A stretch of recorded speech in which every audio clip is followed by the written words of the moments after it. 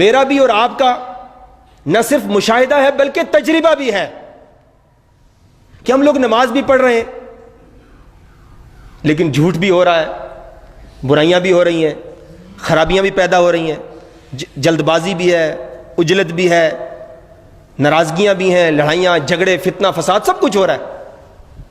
جبکہ اللہ رب العزت جو سچ کا سرچشمہ ہے، جس نے سچ کو پیدا فرمایا، جس نے سچائی کا حکم دیا، اس نے نماز کا یہ مقصد بیان فرمایا کہ نماز بے حیائی اور برائی سے روکتی ہے، نماز معاش کے مسئلے کو حل فرماتی ہے، نماز کے اندر اللہ رب العزت نے مریضوں کی شفا رکھی ہے، اور نماز تمام مسائل کا حل ہے۔ لیکن نماز بھی ہو رہی ہے، نماز ہم پڑھتے ہیں، اس کے باوجود بے حیائی اور برائی ختم ہونے کے بجائے بڑھتی چلی جا رہی ہے،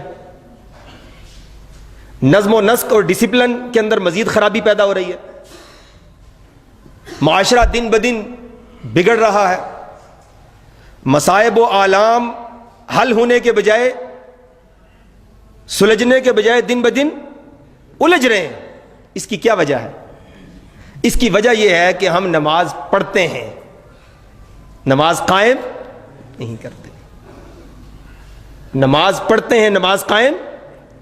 نماز پڑھنا یوں سمجھ لیجئے فارمیلٹی پوری کرنا، اور نماز کو ہم نے عادت بنایا ہوا ہے۔ نماز کو کیا بنایا ہوا ہے؟ جب تک یہ نماز عادت سے عبادت کے درجے پہ نہیں آئے گی، اس وقت تک مسائل حل نہیں ہوں گے۔ مثال کے طور پر میں اپنی مثال دیتا ہوں، میری عادت ہے جھوٹ بولنا، چوری کرنا، برائی کرنا، گناہ کرنا، تو میری یہ عادت ہے۔ تو جس طرح یہ میری عادت ہے، اس طرح میری عادت نماز پڑھنا بھی ہے۔ تو عادتاً جس طرح میں دوسرے کام کرتا ہوں، اس طرح عادتاً نماز بھی پڑھتا ہوں۔ تو یہ عادت والی نماز مسائل حل نہیں کروائے گی۔ صحابہ کو جب نماز عطا فرمائی گئی تو خوشی سے جھوم اٹھے کہ اللہ رب العزت سے براہ راست لینے کا ذریعہ مل گیا ہے ہمیں۔